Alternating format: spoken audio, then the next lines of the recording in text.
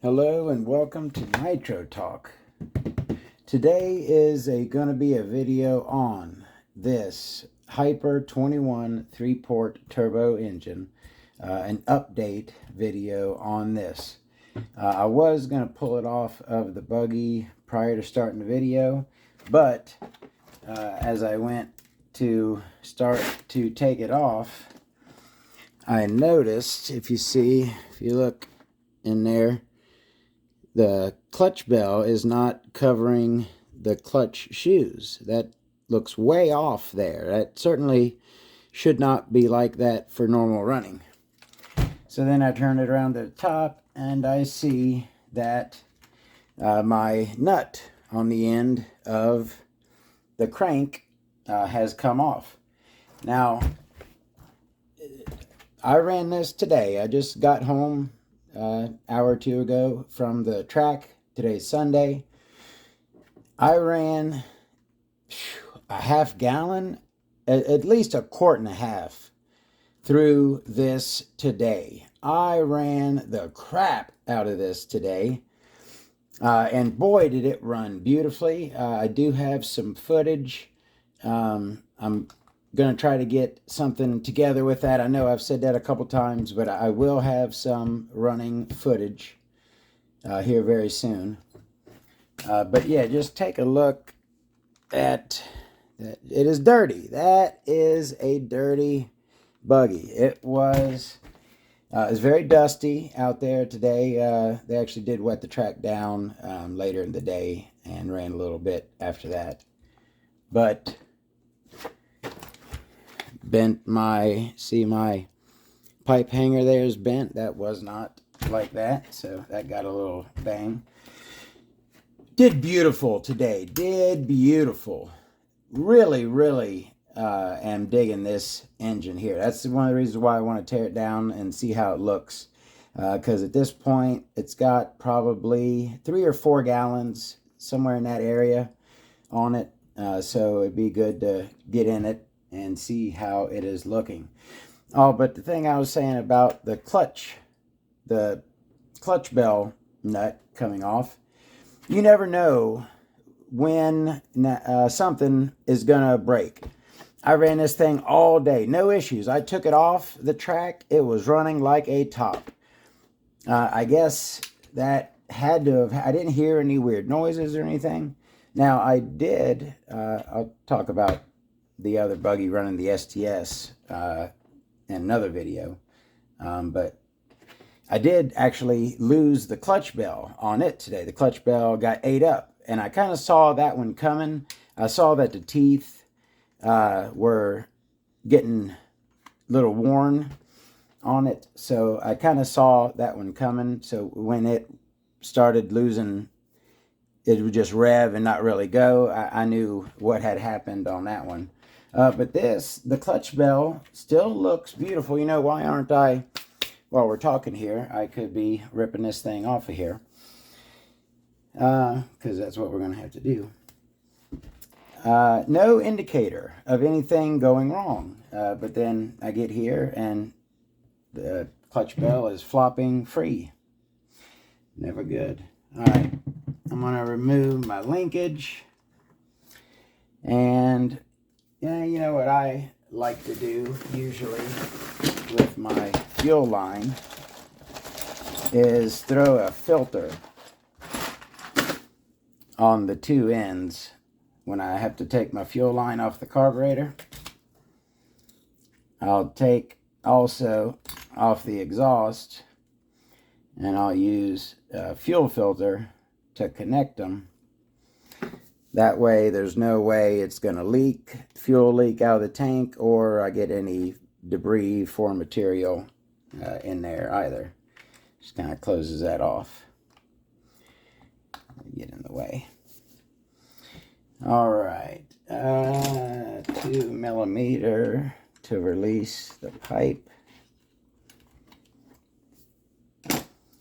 And underneath, these are going to be 2.5.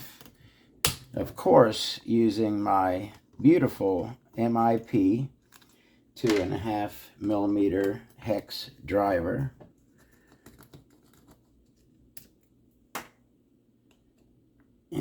And I'm going to leave the motor mounts on the crankcase because I do intend for that engine to go right back in here.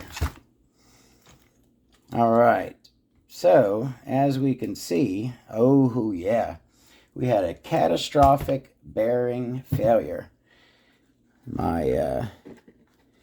Who else puts aluminum tape on your fuel tank there to reflect the heat off of the pipe? I need to redo mine. That's getting all beat up. All right, move that to the side. And I'm going to have me a drink of water real quick.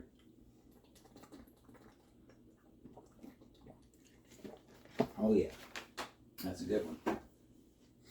All right, so let me show you what I saw. Oh yeah, so the nut is still there. The nut didn't come out. Nut is still right there in the end of the crank. It's just that the bearings have all said goodbye-bye. Looky there. Just chunks and pieces. Oh yeah. That bearing said goodbye. So, I'm not mad at a bearing for going. I mean, hey, I get it. You get tired. You wanna leave the chat, as it were. And it looks like the inner race isn't even stuck onto the crank as it sometimes is. That's good. And let's take a look. We've lost the shield on this one. This one appears to be intact, but the shield's gone. Yeah, that's not flowing freely. So both bearings gone. They will be replaced, no big deal. And it looks like, let me get a little eyeball on this. Clutch belt doesn't look bad. Get your zoom in there. I mean, it's got some wear. And maybe, yeah, it's ate up a little bit. All right, but that's not what we're here to look at. Let's go ahead and strip down this. Oh, I got to get my the classic Todd paper towel. Forgot all about that. Can't forget the paper towel. Needle nose is what I usually use for exhaust spring. I'm going to grab a paper towel. Of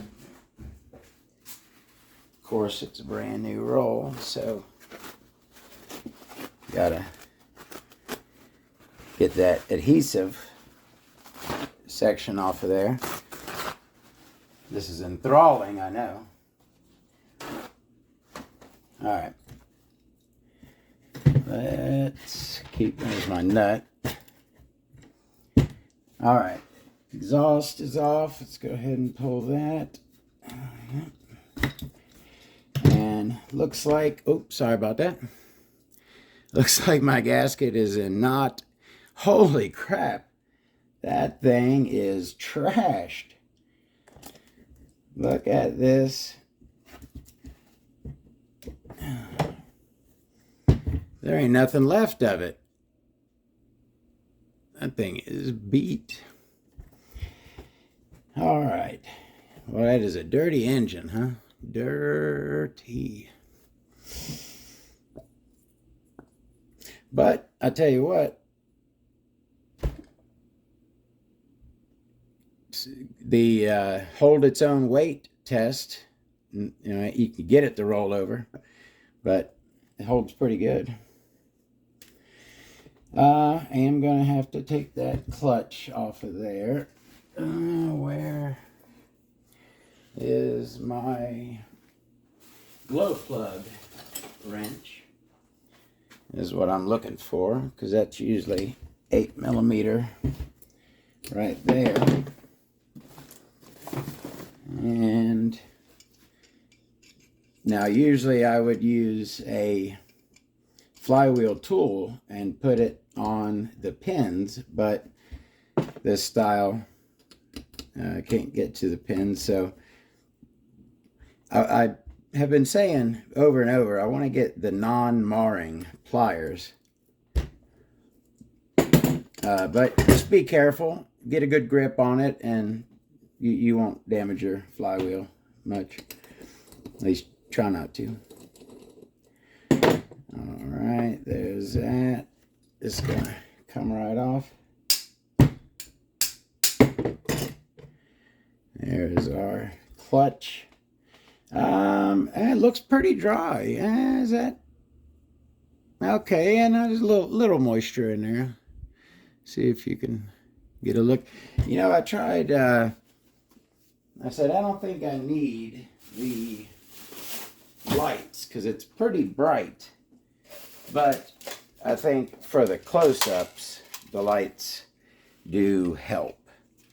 So let me throw the lights on real quick. Yeah, should I go ahead and shoot in the comments if you want. Should I go through and cut out the pauses when I like run to use the air compressor or run to grab a paper towel? Should I be editing and cutting those out? Is it a real drag to the video? All right, we got better light now? Yeah, we got better light. So, a little bit of moisture on there, but you got a little bit of dirt collecting down there. But beautiful idle on it. It's not leaking to the point where it's sucking air. And go ahead and take this collet off of here.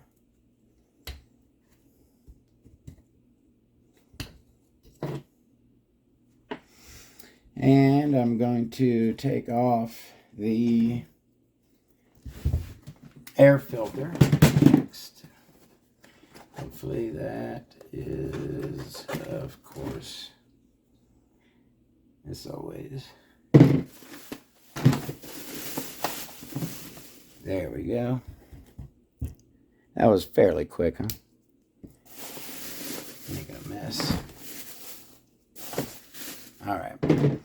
There's our air filter.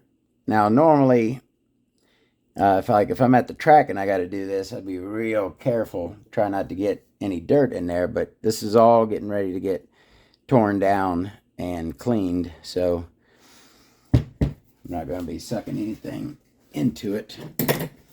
All right, let's go ahead and tear this down, and then I'll stop the video and I'll clean everything up, and then we'll inspect it and put it back together.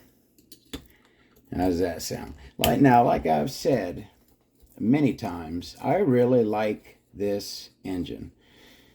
For the price, I was thinking today, is it better, as good, not as good as the SHPT21AO, which is another engine that I have ran a lot, and it's a budget engine that I do like. I don't really think, well, I tell you, this thing was running so good today, though. I don't think it's better performer than the SH. I think it's really, really close.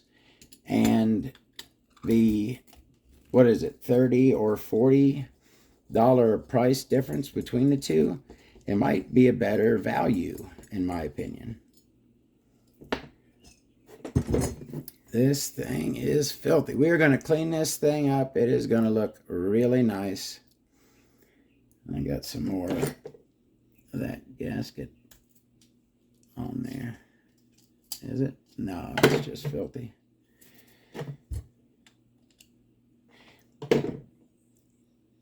Yeah, I was going to say, should I blow this thing off before I open it up?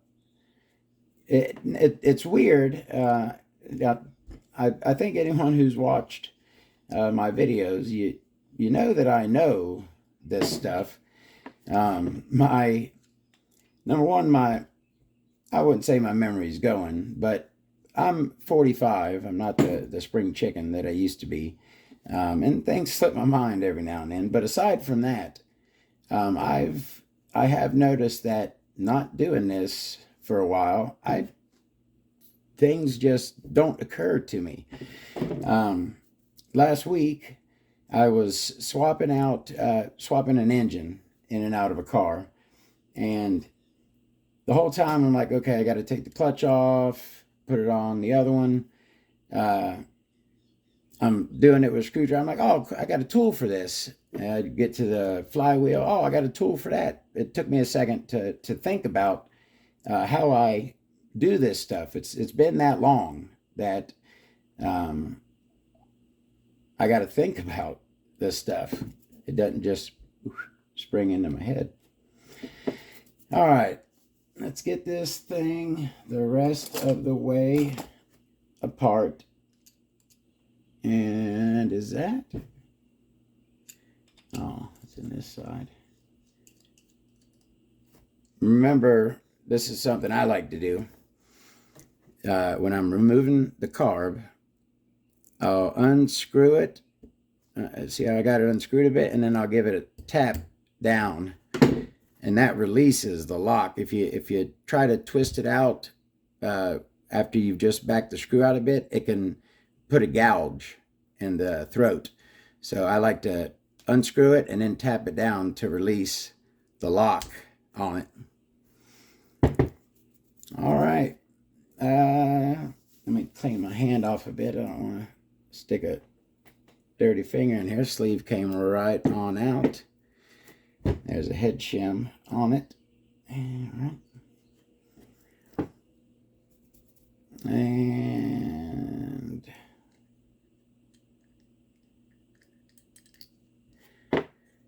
so I will clean all of this up, and then I'll restart the video. We will take a look and reassemble the Hyper 21 3-port turbo.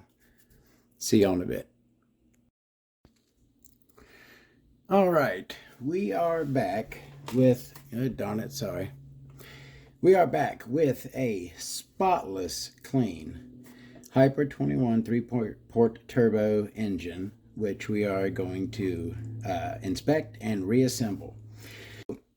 The first part of the video, I admit, was kind of all over the place, but I am prepared now. I believe I have everything I need right here. I got my reassembly oil, light machine oil, and Marvel Mystery Oil, or Marvel Mystery Oil and WD-40 is what is in here. It's light machine oil, essentially. My Molly coat for my O-rings, of course. I got a 1.5, a 2, and a 2.5. I'm going to need those. My turnbuckle wrench for the 8mm, a flathead. I should be good to go. All right. What was I going to do first? I think I was going to just put the carb back together first while discussing some things here. What is it that I needed to discuss? I've said plenty of times how much I like this engine. I think it's a decent value for the money. We're going to do the inspection here in a bit, and we'll take a look how the parts are looking. I'm going to go through and Molly coat all of the O-rings. Now, I did inspect these O-rings. I took a look at these before cleaning everything up, and all the O-rings are good. What I kind of like to do is I'll get me a dab of Molly coat on my finger there, and I'll just lay it on there and spin and get a good coating all over there. These are my carb retaining bolts. Those have O-rings as well, so those will also get the Molly Coat treatment. I should have a Molly Coat sponsorship at this point, right? And O-rings in my Venturi here. So put some nice... Now, it's always better to remove this O-ring and work the Molly Coat into it. This is pretty new, so I don't feel the need to do that. It's going to be fine, but it is always better to remove them and lubricate the entire O-ring. My mid needle right here. Molly Coat that. Both of those. And was there... Oh, yeah. I wanted to also do... We're doing a full service here. Put some Molly Coat on my carburetor boot here. Maybe get the old pinky in there. Get it good as I can. This one is silicone, so it's going to hold up a lot better than rubber. But I like the Molly Coat for protection and for the increased sealing it helps do. It helps seal up against the air better. All right. That was another thing while I'm reassembling this that I wanted to mention. Do not do what I did in the first part of this video. No, nothing happened to the engine from disassembling it dirty, but that is bad practice. I was thinking about it. I'm like, what the heck was I doing? Do not do that. You can, because you have to move the parts against each other to disassemble it. And if you get a piece of grit in there while you're doing that, that's not going to be a good day. So it's best practice to clean the engine off of sand and dirt and debris before disassembling it. I was just putting a little bit of my light machine oil here on the slide because it was looking kind of dry. All right, I'm going to go ahead and reassemble my high-speed needle assembly first. That is not the high-speed needle. What am I doing? There it is. And take my flathead here. Now, I did not, because, again, I'm rusty dusty over here, but it's coming back to me as I go. I did not note the placement of my needles. So I will have to tune this engine, of course. Of course, it's going to need to be retuned, but they'll just kind of be, hopefully, in the ballpark. You really, it's, again, best practice to take note of your needle locations before you take your engine apart. All right. I'm going to go ahead and I looked at my washers for the high-speed needle, and they look really good. So I'll be putting those right back on.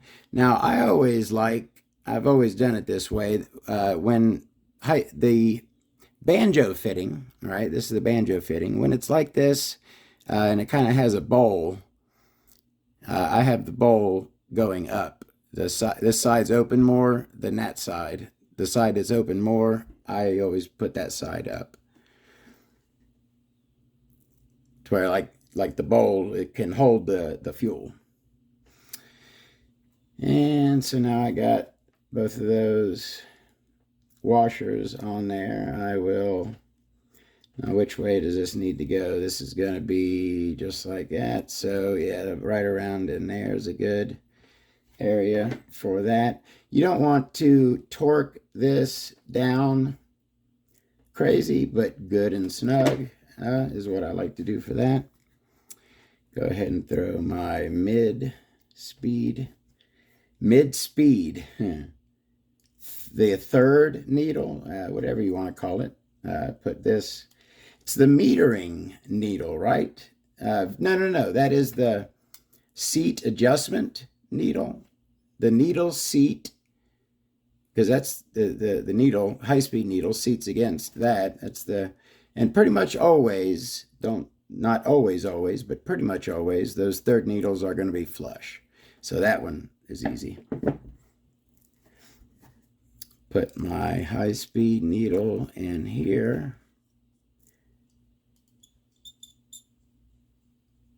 And I kind of remember what these looked like. They were all pretty close to flush. Nothing was really far in or really far out.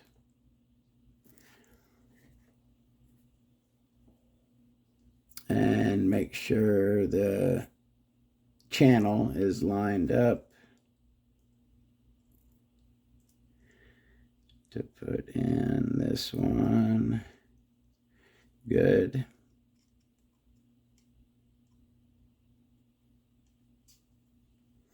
And this was kind of like that-ish.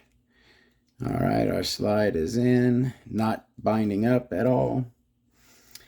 Go ahead and put our boot on. All the way over there. And something else I just remembered, I like to line up the seam in the boot. If there is I don't really see a seam in this one. I'll be fine. I don't have to do it. It's just something I like to do.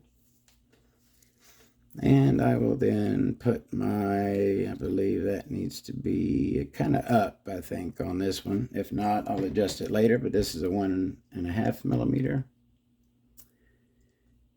Right in there. Make sure it's pressed down tight and even. And that needle wasn't out that far, so I'll put it in and that. Oh, let's pull it out. All right, so that's all the way in. So let me give it 1, 2, 2.5 turns out. I guess it was sitting out like that. All right, so there is our carburetor. Now I'll also take our moly coat and on that O-ring, those two O-rings, boop and bloop, on the carb. All right, our carb is ready to go. Oh, look at me.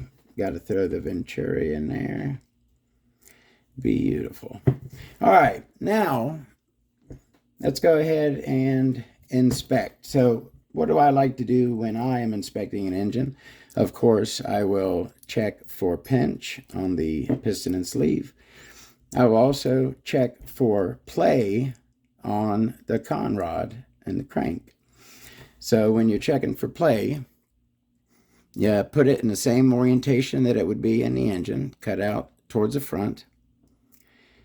And what I like to do, again, I'm on the exact same axis as the conrod itself, okay? So I'm going to pull it the same axis as the conrod. Pull and push. And I tell you what, I can't feel any play at all. I can't feel any movement. So very, very nice on the conrod. It can move barely, but not bad. Nowhere near bad. Very nice. All right. Go ahead and check. Now I did kind of do this when I was grabbing this stuff together. And it seems as though it certainly doesn't have the super low pinch like the SH does. The SH, even after crap, it's got at least 5 gallons on it, it still has low pinch. It's how those SHs are. They come with a lot of pinch. Here, as you can see, it actually looks like it stops above the line in there. Let me see if you could see that. It does stop. It certainly doesn't come all the way up. But there's not a lot of pinch here. There is not a lot of mechanical pinch on this piston and sleeve. But it was running beautifully, and I believe it's still going to make really good compression, which is what we need. Head button. Nothing. It's showing its age a little bit. It's getting a little long in the tooth. And as you can see on the crank there, got a lot of wear at the end of the crank. Oop, can you see that?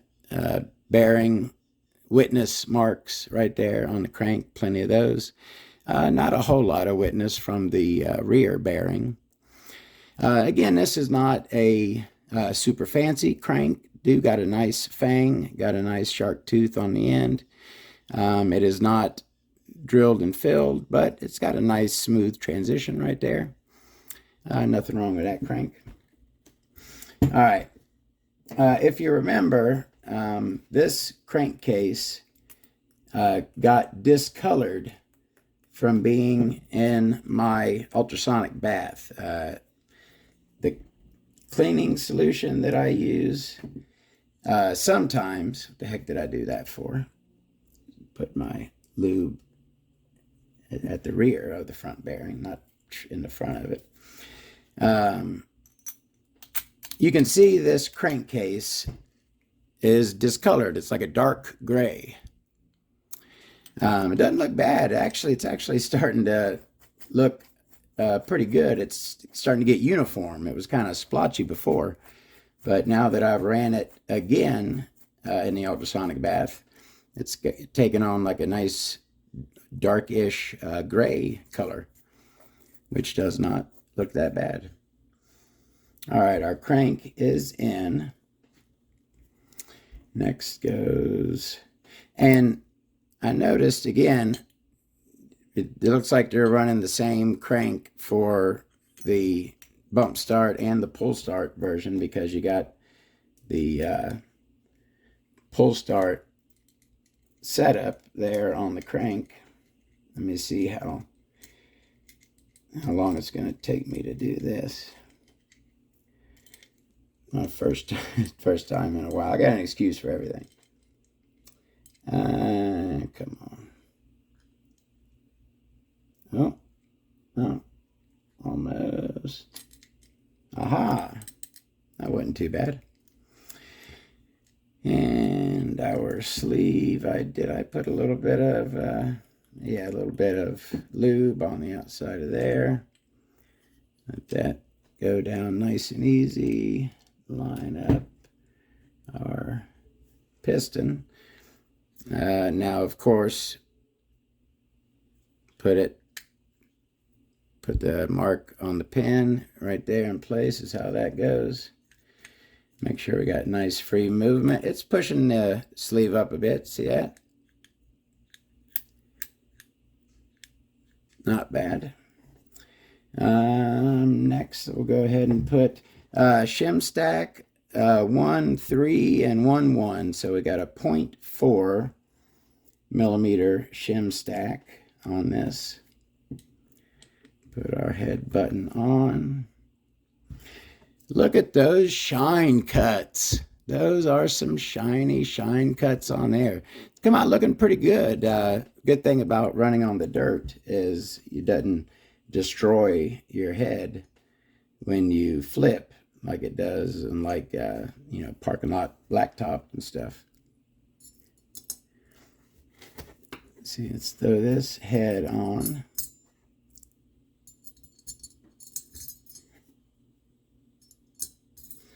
And we'll give it a feel and see how the compression feels. Of course, I'm not going to tighten any of these down until I get them all pretty much all the way down. I'll feel it start to get tight, and then I'll back off a little bit on all 4 of them. So then at that point, all 4 are very close to the bottom, pretty much there. tight.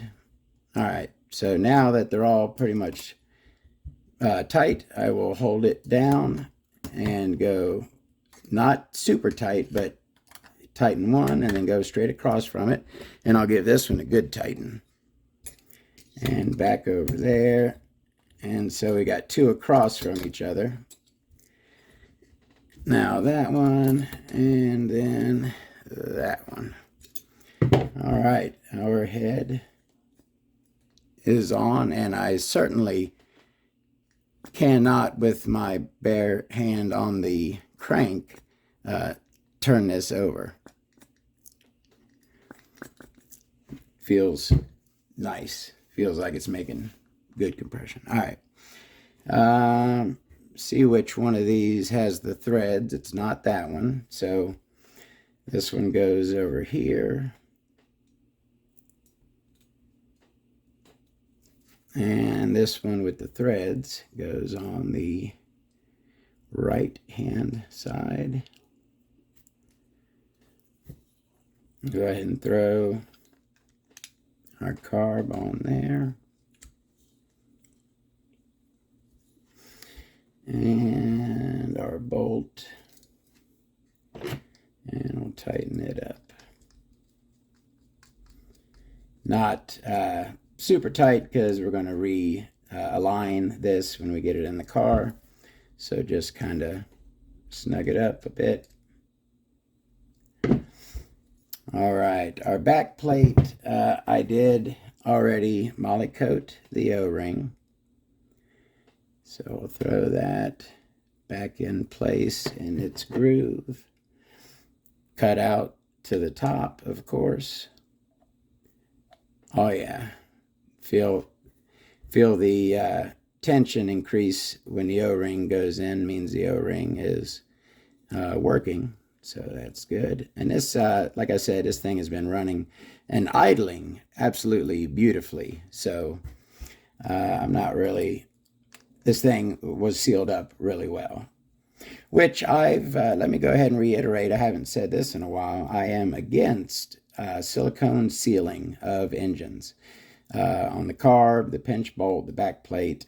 I am of the opinion that the factory provided O-rings, if maintained properly, will give you all of the sealing that you need. That's my opinion. All right, back plate tight.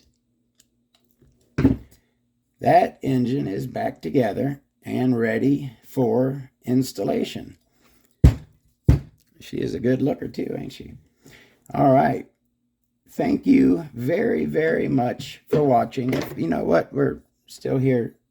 I've said how much I like this engine. You know, I haven't. This, when I bought it, was $139, I believe. I have not went on eBay or the internet in a while to see, number one, if it's even still available, and number two, how much it is. It's been over 6 months, of course, since I've checked into that. So I don't know if it's even available now. Hopefully it is. It should be, I think. So my opinion, for $139 for a race engine, a bump start engine, turbo head button, and 3-port design. A lot of really, really great engines have 3-port designs. So I like a good 3-port. And this thing seems to run really, really good. Thank you very, very much for watching again. Look forward for more videos. I got more videos coming out. Thank you very, very much. I'll see y'all next time. Have a great day.